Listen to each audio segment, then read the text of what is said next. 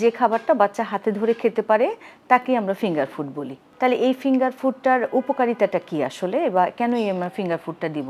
এই ফিঙ্গার ফুডটা দিলে হবে কি, বাচ্চার খাওয়ার রুচি বাড়ে এবং খাওয়ার যে একটা খাওয়ার প্রতি তার একটা আগ্রহ তৈরি হয় এবং খাবার একটা অভ্যাস, যেটা আমরা যে হাতে ধরে খাওয়ার একটা অভ্যাস, এই অভ্যাসটা কিন্তু ধীরে ধীরে বাচ্চা তৈরি হবে। তাহলে এই ফিঙ্গার ফুডটা আমরা আসলে কতদিন বয়স থেকে বাচ্চাকে দিতে পারবো?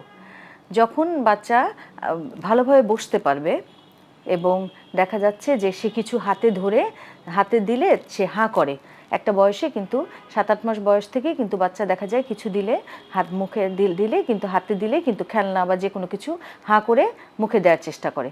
এই সময়টাতেই কিন্তু ফিঙ্গার ফুড দেওয়ার একদম উপযুক্ত টাইম, বা এই সময়টাতেই এই অভ্যাসটা গড়ে তোলার খুবই উপযুক্ত সময়। তা যখন ভালোভাবে বসতে পারবে এবং হাতে ধরে কিছু দিলে সে মুখে দিতে চাইবে, সেই সময় কিন্তু আমরা ফিঙ্গার ফুডটা ইন্ট্রোডিউস করতে পারি। তাহলে ফিঙ্গার ফুড হিসেবে আমরা কি দিতে পারবো? একটু ছোট বাচ্চাদেরকে, যেমন 7-8 মাসের বাচ্চাদেরকে আমরা সিদ্ধ আলু, সিদ্ধ পেঁপে বা হচ্ছে পাকা কলা, পাকা পেঁপে, তারপর তাকে পাকা আম বা আপনি ফুলকপি, ব্রোকলি, এগুলো ছোট ছোট টুকরো করে সেদ্ধ করে এগুলো কিন্তু আপনি তাকে ফিঙ্গার ফুড হিসেবে দিতে পারেন। কিন্তু আমাদের খেয়াল রাখতে হবে, যখনই আমরা বাচ্চাকে যে কোনো খাবার দিই অবশ্যই কিন্তু অ্যাডাল্ট সুপারভিশন, মানে আমাদের বড়দের কিন্তু বাচ্চার সাথে থাকতে হবে। কারণ যে কোনো সময় বাচ্চার গলায় আটকায় যেতে পারে বা যে কোনো সমস্যা হতে পারে, সেই জন্য কিন্তু অবশ্যই সুপারভাইজ ফিডিং দিতে হবে।